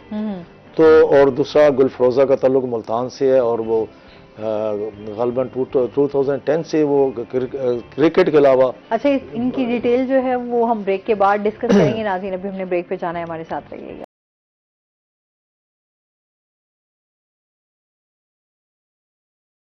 वेलकम बैक नाज़रीन। अच्छा जी, हम बात कर रहे थे गुल फरोजा जो कि मुल्तान टीम से जो है वो ताल्लुक़ रखती हैं। जी, ओपनिंग बैटर हैं और इन्होंने 2 साल पहले डेब्यू किया था कराची में श्रीलंका के खिलाफ। तो उसके बाद एक काफ़ी टाइम जो है ना बाहर भी रही हैं। तो अब इनकी दोबारा एंट्री हुई है। आज उनका 14th मैच होगा T20 का। अभी इनको T20 में ही ज़्यादा चांस दिया जा रहा है, और इसके अलावा ये टीम के साथ रही हैं जो गैर मुल्की टूर्स भी हुए हैं, उसमें इन्होंने पार्टिसिपेट भी किया और टीम के साथ साथ भी रहे और इनका जो अहम इवेंट था वो पिछला एशिया कप था जो श्रीलंका में हुआ है। उसमें इन्होंने 250s भी बनाई है और अपने कैरियर बेस्ट भी बनाया है, और 62 इनका हाईएस्ट है। इनका जो ओवरऑल देखा जाए स्पोर्ट्स का जो था लगाव लगन वो शुरू से ही थी। स्कूल एज से पहले इन्होंने क्रिकेट के अलावा वहाँ लॉन टेनिस, हैंडबॉल, फुटबॉल और हॉकी, और यानी रैकेट गेम्स भी, और ये जो लॉन्ग अपना प्लेइंग है 11 साइड गेम्स भी, सब में पार्टिसिपेट किया करती थी। और हर इवेंट में इनका जो है ना वो टीम की जिसमें भी खेलनी है टीम को जितवाने में अहम करता है। और इसके अलावा ये हुआ कि 2014 इनके जो है ना कैरियर का बड़ा स्कूल बोर्ड का कैरियर का बड़ा अहम साल था, जिसमें इन्होंने मुल्तान बोर्ड की बेस्ट खिलाड़ी बनी थी, तो उस वक्त इन्होंने विश की थी कि मीडिया से गुफ्तगू के दौरान कि मैं असल में क्रिकेट खेलना चाहती हूँ। उसके इत्तेफाक की बात है कि ये अखबारों में और मीडिया में आया, तो अगले दिन मुल्तान में एक inter district Multan division championship हो रही थी पंजाब स्पोर्ट्स बोर्ड के ज़रिए तमाम, तो उसमें इनको मौका दिया गया, तो उस इवेंट की ये बेस्ट प्लेयर बनी थी। तो उसके बाद फिर ये पीसीबी आज जिस मैदान पर खेल रही हैं उसके साथ ही एक एकेडमी है, वहाँ पर इन्होंने अपने पीसीबी लेवल के पहली दफ़ा ट्रायल दिए थे। उसमें सिलेक्शन थोड़ा सा एज ग्रुप के हवाले से थोड़ा सा हुआ था, लेकिन आज शी इज़ हैप्पी कि उसी ग्राउंड पे उनका नाम गूंज रहा है और लोग उनका इंतज़ार कर रहे हैं, क्योंकि इस वक्त मेन की प्लेयर्स में उनका नाम लिया जा रहा है। चलें जी, आज देखते हैं इस मैच में पाकिस्तानी टीम जो है वो क्या कारकर्दगी दिखाती है। इसके साथ ही आपसे भी जानेंगे, हमारे यहाँ पर एजुकेशन के हवाले से ख़वातीन की एजुकेशन पर भी काम किया जा रहा है, लेकिन हम फिर भी बहुत पीछे हैं। मलेशिया के जिक्र कर रहे थे, क्या कहना चाहेंगे? वहाँ की ख़वातीन जो है वो माशाल्लाह वहाँ पर तो बहुत ज़्यादा रेशो है। देखिए, मैंने जो वहाँ पर जज किया है, यहाँ जो पहले मेरा नुक्ता नज़र था ख़वातीन का जॉब में जो रेशो है पाकिस्तान में, और ख़वातीन का जो किरदार है अपनी जॉब के हवाले से जो मेहनत करती हैं, वहाँ जाके मुझे अंदाज़ा हुआ कि कौमों की तरक्की में जो ख़वातीन का हिस्सा है वो सबसे ज़्यादा है। आप देखें कि हमारे बचपन से लेकर हमारे घर में भी ख़वातीन का जो किरदार होता है वो बुनियादी होता है, माँ के तौर पर, बहन के तौर पर। तो हमारी परवरिश और तरबियत का जो बुनियादी धारा है उन्हीं की तरफ से हमें मुयस्सर आता है। बाहर मैंने ये देखा कि वहाँ किसी भी शोबा में सबसे ज़्यादा ख़वातीन, वहाँ 55% मैंने ख़वातीन को देखा कि वर्किंग कैपेसिटी जो है वो फिल की हुई है उन्होंने। पुलिस सेक्टर हो, कोई शॉप्स हों वहाँ की, कोई भी अहम शोबा मैंने देखा कि वहाँ ख़वातीन सबसे आगे हैं। दूसरे नंबर पे मर्दों का किरदार है इस हवाले से, तो वो बहुत आगे हैं वो लोग। एजुकेशन के हिसाब से 100% वहाँ शरह तालीम है, शरह ख़वानदगी है। हालांकि आप देखें कि मलेशिया 1957 में आज़ाद हुआ है, पाकिस्तान 1947 में आज़ाद हुआ है, 10 साल का फ़र्क है, और 7 गुना पाकिस्तान से छोटा है। ठीक है, हम एक बड़ा मुल्क हैं, आबादी ज़्यादा है, मसाइल होते हैं, लेकिन इम्प्लीमेंटेशन ऑफ लॉज के हवाले से देखा जाए तो हम बहुत फरसूदा हैं, हम बहुत ज़्यादा पीछे हैं। हमारे यहाँ जो है ना सफारशी कल्चर है, और हमारे यहाँ एलीट क्लास को ज़्यादा तरजीह दी जाती है। मिडिल क्लास का बंदा ही बेचारा वो फंस जाता है, उसी को ही चेक किया जाता है कि हाँ जी आपकी हेलमेट किधर है, मोटरसाइकिल पे होता है गरीब, कागज़ किधर है। ठीक है, अच्छी बात है, लेकिन उन्हीं में से 88% ट्रैफिक जो है वो वायोलेट कर रहे होते हैं, उनकी ना हेलमेट होती है, ना प्रॉपर नंबर प्लेट होती है, और चंद एक लोगों को पकड़ कर वही है कि उनसे ही फाइन और सारी कलेक्शन की जा रही होती है। मैं चाहता हूं कि अगर रोकना है फिर सबको रोकें, आप बैरियर लगा दें कि कोई भी शख्स बगैर हेलमेट के जाएगा ही नहीं, सड़क पर नहीं आएगा। तो एक तो ये है कि वहाँ दूसरा सड़कें बहुत ही अच्छी हैं, वहाँ सड़क पर कोई भी ऐसा आज़ादी नहीं है कि आप रोड के ऊपर कोई तकरीब करें, रोड के ऊपर आप एहतजाज भी नहीं कर सकते। आप प्ले कार्ड्स लेकर आएंगे, सड़क के एक तरफ खड़े हो जाएंगे, शोर नहीं करेंगे। ये बड़ी हमारी देखे ना, स्कूल भी वहाँ बनाए हुए होते हैं जहाँ पर ट्रैफिक का बहुत ज्यादा एक तो रुझान होता है। अच्छा, फिर वहाँ पर जो है हम देखते हैं कि और बहुत सारी चीजें जो हैं वो ऐड होती हैं, हमारे तालीमी इदारे भी वहीं पे मौजूद होते हैं। अभी आपने जिक्र किया ना, मैं आपकी इस बात को थोड़ा सा अगर बढ़ाना चाहूँ, जी जी, बेहंगम ट्रैफिक और सारा, इसमें अब इन्होंने बड़ा अच्छा एक सिस्टम गवर्नमेंट लाई है पिछले, हालांकि वो कुछ हादसात हुए स्कूल टाइमिंग्स में जिसकी वजह से बच्चे स्टूडेंट्स का इंतकाल अपना हादसे का शिकार हुए। अब उन्होंने ट्रैफिक एजुकेशन को स्कूलों में नाफिज प्रैक्टिकली किया, और सुबह के वक्त भी और छुट्टी के वक्त भी स्टूडेंट्स को लेके आ रहे हैं कि उन्होंने किस तरीके से बच्चों को बाहर निकालना है। बाहर को भी देखेंगे, और वहाँ पर सिर्फ वही नहीं होंगे, ट्रैफिक वार्डन्स भी होंगे। ये बड़ा ज़बरदस्त हो गया, बच्चों में डिसिप्लिन आएगा कि अगर हमने किसी जगह पर, अगर किसी ऐसी जगह पर जहाँ पर एकदम से रश ने निकलना है, तो वहाँ हमने किस तरीके से बाहर जाना है, वेट करके जाना है। यही होता है कि एकदम से, जैसे कतार सिस्टम है ना जी, इससे आपकी ट्रैफिक में डिसिप्लिन आएगा। ड्यूरिंग द, जो अभी आपने कहा ना कि स्कूलों, तालीमी इदारे, छुट्टी के वक्त बेहंगम ट्रैफिक का। अच्छा, फिर एक और भी यहाँ पर तजवीज़ आई थी कि जहाँ पर जो तलीमी अदारे हैं प्राइवेट सेक्टर के खासकर, इनको शहरों से बाहर ले जाया जाए, एक जोन बना दिया जाए कि सिर्फ उसी जगह पर। लेकिन यह है कि वो उस पर इम्प्लीमेंटेशन इसलिए नहीं हो पा रहा कि अखराजात बढ़ जाएंगे। दूसरे नंबर पर यह है कि वो जो रोड है वो भी एक जो है ना, जैसे हमारे कुछ रोड ऐसे बन गए, ब्रांड रोड बन गए, जब वो स्कूल रोड बन जाएंगे तो क्या उस जगह पर ट्रैफिक को कंट्रोल करना क्या आसान होगा। तो इसलिए यही ज़रूरी ठीक है कि जहाँ जहाँ स्कूल अदारे बने हुए हैं ना जी, वहीं पर उसके वेल ऑर्गेनाइज करने की ज़रूरत है। और स्टूडेंट्स को इन्वॉल्व करने का मकसद भी यही है कि वो उनमें उनके जरिए डिसिप्लिन आए। मेन बात यही है अच्छा, डिसिप्लिन वही के। हम दूसरा अपने यहाँ पर तालीम की बात करते हैं तो वहीं हम डिसिप्लिन और तरबियत की भी बात करते हैं ना, ये दोनों आप चीजें, देखें तालीम कि- के साथ तरबियत तो फिर जुड़ी हुई है ना, लाजमी जो है। मैं वहाँ एक 2-4 दिन हुए थे, नया नया गया था, तो कॉन्फ्रेंस एक हो रही थी वहाँ, वो थी क्लाइमेट चेंज के हवाले से थी। और जैसे ही लंच ब्रेक हुई, बाहर निकला तो देखा कि तकरीबन कोई 50-60 लोग कतार में खड़े हैं। मुझे समझ नहीं आई कि खाने के लिए भी यहाँ कतार है। अच्छा, मैं अंदर से बाहर आया जैसे, तो मुझे समझ में आया कि यहाँ तो सिस्टम और है। जैसे पहला आदमी निकला था वो सबसे पहले सबसे पीछे जाके खड़ा हुआ और वो आगे बढ़ता गया, पीछे वाले लोग उसके पीछे चलते गए। रोड में गए, मैं भी उस कतार में शामिल हो गया। आगे जाके सबसे पहले बंदे ने एक खाना लिया, जो भी जरूरतन, वो ये नहीं करते कि खाना बचा हुआ है हमारे यहाँ या डिसिप्लिन की कतार की खिलाफ वर्जी। जितना जरूरत है उन्होंने वो लिया, एक तरफ हो गया, दूसरा बंदा, तीसरा बंदा। अच्छा, जब कॉन्फ्रेंस हो रही होती है वो लोग देखते हैं कि फलां बंदे से मैंने फलां मौजू पे बात करनी है, वो अहम है वो बंदा, तो उसी के साथ फिर वो खाना भी खाते हैं। और इतना डिसिप्लिन है। इदारे हैं तो बड़ी बिल्डिंग्स हैं, वो माहौलियात का जो महकमा है उनको लाइसेंस जारी करता है कि इतना वक्फा होना चाहिए। अच्छा सर जी, क्योंकि हम बाहर की मिसालें इसलिए देते हैं कि वो वहाँ पर भी डिफरेंट मसाइल हैं। अच्छा, क्योंकि हम लोग पाकिस्तान में बैठे हुए हैं तो हम लोग अपने मसाइलों को देखते हुए और अपने वसाइल को देखते हुए उन चीज़ों पे बात करते हैं। जब बाहर जाते हैं तो हमारे अपने कितने नौजवान वहाँ मुश्किलात का शिकार हो जाते हैं। तो मसाइल तो खैर हर जगह पूरी दुनिया में ही है। एक कॉलर है जी, अस्सलाम वालेकुम। वालेकुम अस्सलाम रहमतुल्लाहि व बरकातुहू। जी, कौन बात कर रही हैं? जी, मैं बात कर रही हूँ। कौन बात कर रही है? ज़किया बात कर जी जी, ज़किया, क्या कहना चाहेंगी आप? मैं यही कहना चाह रही हूँ कि ये 2-2 दिन की जो छुट्टियाँ होगी, संडे की भी होगी और सैटरडे की भी छुट्टी होगी। पहले तो हमारे दौर में तो फ्राइडे की छुट्टी होती थी और वो अच्छा भी होता था माशाल्लाह से। किस चीज की छुट्टी की बात कर रही हैं आप? हफ्तावार 2 छुट्टियों की बात सरकारी में सरकारी छुट्टी कर दी गई है स्कूलों में, तो वो कह रही है कि पहले तो नहीं होती थी, अब 2 छुट्टियां।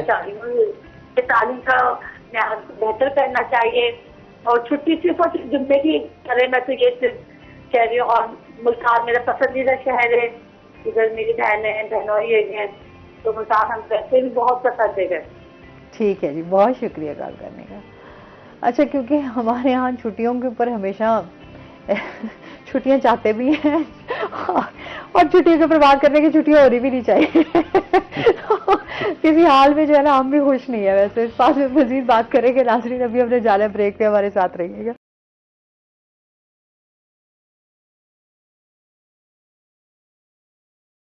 वेलकम बैक नाज़रीन।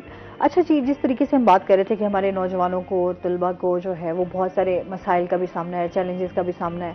अभी करंट सिचुएशन में आप क्या समझते हैं कि हम अपनी एजुकेशन को किस तरीके से बेहतर कर सकते हैं? स्टूडेंट्स के मसाइल को किस तरीके से हल किया जा सकता है? मैंने पहले भी एक प्रोग्राम में आपसे इसी मौजू पे इज़हार राय था बात की थी। सबसे ज़रूरी ये होता है कि जब आप कहीं भी पढ़ रहे हैं, आप अपने घर में देखें, अपने घर के माहौल को देख लें। आप स्टडी कर रहे हैं, घंटा बाद आप थक जाएंगे, आपको ज़रूरत होगी कि आप चाय पिए, पानी पी लें, थोड़ा सा घूम लें। अगर आप ये नहीं करेंगे तो फिर आप किताब रखेंगे और आपको वासी आना शुरू हो जाएंगे, आपका दिमाग थक जाएगा। मैं कहता हूँ कि आप वक्फा लाजमी है, वक्फा दें।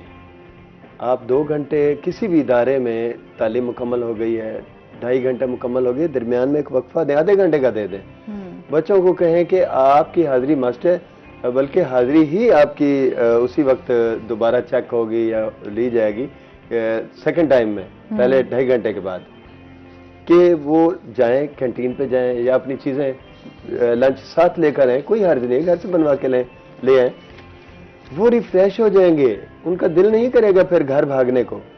सुकून के साथ बैठ के वो अगले लेक्चर्स पढ़ेंगे, सारे लेक्चर्स होंगे। इसी तरह टीचर्स को भी वक्फा मिलेगा, वो भी इंसान है, गुफ्तगू कर सकते हैं अपना लेक्चर थिएटर्स में या स्टाफ रूम में मुख्तलिफ मसाइल पर, पॉलिसी मैटर्स पर, या वो मीटिंग कर सकते हैं। या मुसीबत ये हो गई है, ना स्टूडेंट के पास वक्त है, न टीचर्स के पास वक्त है, न वो डिस्कस कर सकते हैं, भागने की जल्दी होती है सभी को, और जो वो पढ़ा रहे होते हैं वो दिल से नहीं पढ़ा रहे होते। जब दरमियान में कोई वक्फा ही नहीं है, वो ये कि जान छुड़ाए या 5 घंटे मुसलसल पढ़ाना है, पढ़ा के फिर घर जाना है। अब घर जाने में मजीद सेकंड टाइम भी वो बिजी हैं, वहां भी घर के बहुत सारे काम है। वक्फा जरूरी है, मैं यही कहूँगा। एक तो ये है, दूसरा निसाब तालीम में जो भी बातें सर ने अच्छी बात की, माहौलियात के हवाले से भी हमें देखना चाहिए, ट्रैफिक रूल्स के हवाले से भी देखना चाहिए, समाजी जो हमारे इश्यूज हैं, खास तौर पे आजकल जो चीज़ें आ रही हैं बच्चों के हवाले से, चाइल्ड एब्यूजिंग है, जो बहुत सारी चीज़ें हैं, इनको हम निसाब का हिस्सा बनाएं प्रॉपर। हम प्राइमरी एजुकेशन से, अर्ली जो हमारी एजुकेशन है, उसमें हम इनको निसाब का हिस्सा बनाएं, प्राइमरी से लेके इंटरमीडिएट तक सभी ये चीज़ें हमारे इस निसाब में हों। बुनियादी जो तरबियत जब हम निसाब हमारे बच्चों की करेगा, वही बच्चे जब जवान होंगे वही रोड को भी देख रहे होंगे, अपने माहौल को भी देख रहे होंगे, समाज को भी, और उनके अंदर ध्यान होगा हर एक बात का। और साथ ही बीइंग मुस्लिम, बीइंग सिख, बीइंग हिंदू, किसी भी कम्युनिटी का बंदा है, उसको ये इजाज़त होनी चाहिए कि वो अपने निसाब को पढ़ सके, अपने कोर्स को पढ़ सके अपने इदारे में जहां भी वो ज़ेर तालीम है। तो ये भी शामिल हो। जैसे हम मुसलमान हैं तो कुरान को शुरू में पहली क्लास से शामिल होना चाहिए, थोड़ा थोड़ा तर्जमे के साथ तमाम कुरान पढ़ाया जाए। ये कोई छोटा काम नहीं है, ये बहुत बड़ा काम है वैल्यू के हिसाब से, कि जितनी भी आप तालीम हासिल करते हैं उनकी बुनियादी बेसिक जो की है वो कुरान है। मैं तो इसकी सिफारिश करूंगा, मैं इसे सवाब समझता हूं, मैं इसको चैलेंज समझता हूं, मैं इसी को जिंदगी समझता हूं कि हमारी दुनिया और हमारी आखिरत, इसमें अगर कुरान नहीं है, यकीन माने कि हम फेल हैं। मैं तो ये कहूँगा। बिल्कुल ऐसे ही है जी। वो कहते हैं ना कि आपने दुनियावी तालीम ले रहे हैं तो फिर उसके साथ दीनी तालीम भी उतनी ही ज़रूरी है, कि आपको पता हो कि आपका इस्लाम जो है वो आपको क्या बता रहा है, जीने का तरीका और सारा। करूँ, बायोलॉजी हम इसको दुनियावी इल्म समझते हैं, फिजिक्स को दुनियावी इल्म समझते हैं, केमिस्ट्री को यही वो चीज़ है जिसके बारे में कहा गया था कि अपने आप को तैयार रखो जंग के हालात के लिए। जंग क्या है? जंग सिर्फ ये नहीं है कि 2 मुसल्लह फौज लड़ रही हैं, बीमारी भी तो एक है, उसके साथ हमने लड़ना है, जैसे कोरोना है उसके लड़ना है। तो आप ये देखेंगे बायोलॉजी में अगर हम तिब में हैं, प्रूव है हमारे पास, अप टू डेट नॉलेज है, तो फिर ही मुकाबला कर सकेंगे। ये भी ये जो इल्म है, ये कुरान पाक इस इल्म की भी जो है ना उतनी ही तलकीन करता है जितने मजहबी उसके अच्छा, इसके हवाले से कुछ इकदाम भी किए गए कि जैसे कंप्यूटर्स की तालीम को, डिजिटल की तालीम को मदारिस में भी, जिन्हें मॉडल मदारिस करार दिया गया, वहाँ पर इसका आगाज़ किया गया। वो जो सिलसिला है ना, अब जो हमारे मदारिस में से सिर्फ एक मौलवी बन के बंदा निकलता है, आलिम बन के निकलता है, वहाँ से मिस्टर भी निकलना चाहिए। ड्रेस उसी मिस्टर और मौलवी का जो फ़र्क है ना जी, ये हमें ख़त्म करना पड़ेगा। इनके दरमियान में जो गैप है, इस गैप को ख़त्म करना पड़ेगा। अभी मुल्तान में कुछ मदारिस ऐसे हैं जिन्होंने प्राइवेट सेक्टर में अपने तलीमी अदारे बाकायदा मुतारिफ करवाए हैं। जैसे मोहतरम कह रहे थे ना कि होना चाहिए, एक शुरू में से ही वो हाफिज भी बनाया जाता है, तर्जमा भी सिखाया जाता है, और तफसीर के मुताबिक भी जितना पढ़ा सकते हैं वो करते हैं। असल में ये एक बच्चों को तरगीब दी जाती है कि ये नॉलेज अहम है। इसी तरीके से जो केमिस्ट्री का भी है, मैथ का भी, आप देखें कि हमारे जो माजी के जो थे अपना सदियों पहले, उन्हीं का तो नाम था जिसकी वजह से पूरी दुनिया के उनसे जो है ना इस्तेफादा किया करती थी। बिल्कुल ऐसे ही है। तो आज हम लोग जो है वो फिर वही चीजें भूले बैठे हैं ना। बात तो ये अब मेरा बेटा है, उसको मैंने 5वीं तक वो पहली दूसरी पोजीशन लेता रहा है, टाइम स्पेस तक की वो मुझसे डिस्कशन करते हैं, और बहुत ज़हीन, इसलिए नहीं कह रहा कि मेरा बेटा इसलिए बहुत ज़हीन है। उसको मैंने कुरान की तरफ लेकर आया, मैंने कहा बेटा आप ना नाजरा, तजवीद और हिफ्स ये कर लें, उसके बाद तर्जमा के साथ ये करें। करने के बाद आपको मैं जदीद तालीम की तरफ लेकर आऊंगा। नेक्स्ट आपकी मर्जी, आप सीएसएस की तरफ जाएं, जहां भी जाए दुनिया में, मुझे कोई टेंशन नहीं होगी। यही चीज है कि हम बच्चों को कुरान के साथ मुंसलिक करें। वो अब छठे पारे में है, हिफ्स कर रहा है। अच्छा, माशा हो गया है उसका छठा पारा। अल्लाह ताला आसानी वाला मामला फरमाए और कामयाब करे उनको। अच्छा जी, इसके साथ ही जिस तरीके से हम ये भी देखते हैं कि जब भी इस तरह का कोई मेगा इवेंट होता है, स्पेशली हम लोग खुश तो बड़े हो रहे होते हैं कि चलें कोई तफरीह का जो है हमारे लिए बहाना बन गया, कोई इवेंट आ गया, लेकिन वहीं हम देखते हैं हमारे ट्रैफिक के फिर बहुत सारे मसाइल आ जाते हैं, क्योंकि जाहिर सी बात है सिक्योरिटी के हवाले से बहुत ज़्यादा इंटरनेशनल टीम आ रही हो तो फिर उसी तरीके से प्रोटोकॉल भी होता है, सिक्योरिटी भी दी जाती है। हमारे यहाँ क्योंकि जहाँ वो उनको जो है स्टे मिलता है, वो जगह हमारी शहर की ऐसी है मेन, जहाँ पर हमारे हॉस्पिटल्स भी हैं और उसके साथ जो है वो वहाँ पर हमारा ट्रैफिक का निज़ाम भी जो है वो बड़ा दरम बरम हो जाता है। जहाँ शहरी खुश हो रहे होते हैं वहाँ बहुत सारी नाराज़गियाँ भी देखने में आ रही होती हैं, उनकी शिकायत भी आ रही होती हैं। अच्छा, वहाँ पर हमने पहले भी सुना था कि जी कंस्ट्रक्शन का काम हो रहा है कि वहीं पर स्टेडियम के पास ही टीम को जो है वहीं पर उनका स्टे होगा ताकि ज़रा इजी हो जाएगा उनके लिए भी, और यहाँ पर भी जो हमारे मसाइल हैं वो भी बेहतर हो जाएंगे। ये इस हवाले से ना जी, पिछले 3 साल से इस पे काम शुरू हुआ और प्रैक्टिकली हुआ। दौर किसी का भी हो, लेकिन वो दौर तो पीसीबी का ही था ना, टैग तो क्रिकेट बोर्ड का ही था ना। तो क्रिकेट बोर्ड ने ये इनिशिएटिव लिया। उस वक्त गालिबन रमीज राजा थे और पाकिस्तान भर में एक जो सिस्टम था वो सदर्न पंजाब क्रिकेट का था, यानी 4-6 सूबों की टीमें थी। तो उन्होंने एक प्लान किया कि इतना एक इशू सामने आते हैं कि एम्बुलेंसेस फंस रही हैं, और सिर्फ ये नहीं, 20 से 25 किलोमीटर का जो लेंथ है मुल्तान अब्दाली रोड से लेकर स्टेडियम तक जाते जाते, उस पे एक तो सिक्योरिटी के करोड़ों रुपए के खर्चात। फिर आप ये देखें कि रात के वक्त अगर आ रहे हैं तो हर जगह पर जो है ना जिग जैग सड़कें हैं, तो वहाँ सिक्योरिटी भाड़ा इतना ह्यूज एक्सपेंसेस के बावजूद सिक्योरिटी को हम फुल प्रूफ नहीं कह सकते। अच्छा, दूसरे नंबर पर यह है कि जो शहरियों के लिए एक अजियतनाक इवेंट बन जाता है, उससे उनको हालांकि तफरीह का मौका है, उसमें तफरीह के लोगों को खुश होना चाहिए। लोग सारा दिन ये होते हैं कि यार टीमों ने कितने बजे गुजरना है, टीमों ने कितने बजे वेट करते हैं, घंटा पहले और घंटा बाद में। अच्छा, अब हुआ ये कि क्रिकेट बोर्ड ने एक प्लान किया कि जगह के करीब तलाश की जाए। तो खुशकिस्मती से जो हमारा मीडिया सेंटर है वकार यूनिस एंड उसके ऊपर, तो उसके पिछली तरफ एक दही इलाका है, अभी भी वहाँ काफ़ी सारी जगह 10 एकड़ का वहाँ पर प्रोजेक्ट बना। और बल्कि उसके लिए ज़िला इंतज़ामिया ने भी बड़ा इनिशिएटिव लिया और जो सरकारी रेट था उससे भी कम करके रियायत के साथ उसकी खरीदो फरोख्त का मामला भी चला और उसका जो रेट तय किया गया। मुझे जहाँ तक याद पड़ता है कि एक सदरन पंजाब के क्रिकेट एसोसिएशन के थे, उस वक्त मुल्तान के सेक्टर के चेयरमैन जो थे सदरन पंजाब के डॉक्टर अब्दुल सबूर, उनसे 2-4 मरतबा बात हुई तो उन्होंने बताया था कि वो जो उन्होंने उसका प्लान मुझे बताया था। अच्छा, ये प्लान आपसे डिस्कस करते हैं। नाज़रीन, अभी हमने जाना ब्रेक पे, हमारे साथ रहिएगा।